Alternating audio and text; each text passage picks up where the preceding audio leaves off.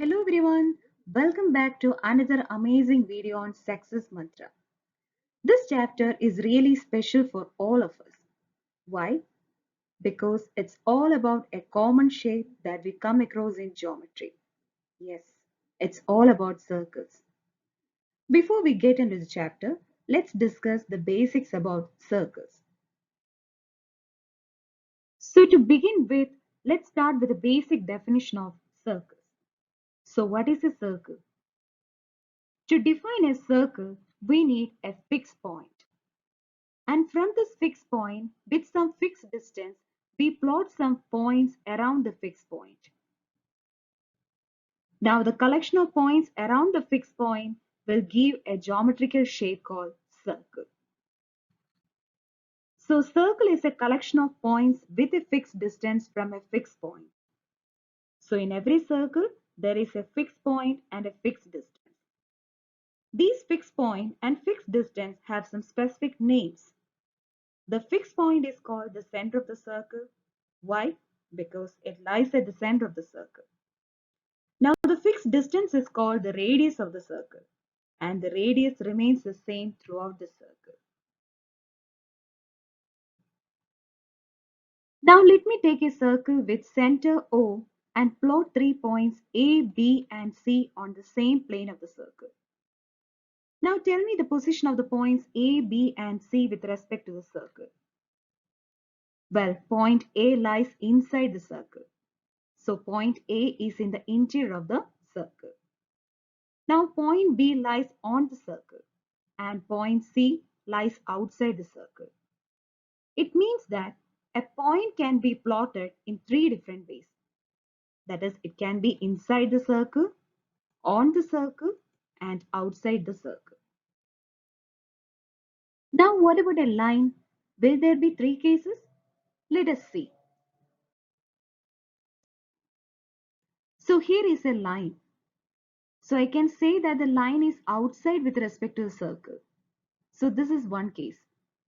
Now if I place the same line inside the circle, will it be another case? No. Why? Because you know that a line can be extended in both directions. So in this process, the line intersects the circle at two different points. So you can conclude that a line intersects the circle at two different points. So now we have two cases. That is, a line can never touch the circle.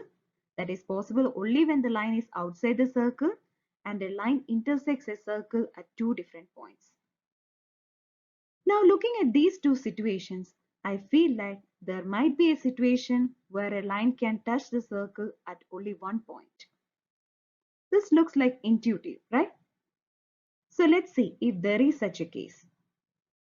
Now to understand this, let us consider a line that intersects the circle at two different points. Now it's pretty simple. All you need to do is to drag the line downward. At every instant, you can see that the line touches the circle at two different points. Exactly, there is one point where the line touches the circle at only one point. So here we found the another case. That is, a line can touch the circle at only one point. So we can conclude that a line can never touch the circle, a line intersects the circle at two different points, and a line can touch the circle at one point. So we have three cases for a line with respect to circle. In the later two cases, we have some name for it. That is, if a line intersects a circle at two different points, then that particular line is called the secant of the circle. And if a line touches the circle at only one point, then that particular line is called the tangent of a circle. So here is the circle with line MN being intersecting at points A and B on the circle. So the line MN is called the secant of the circle.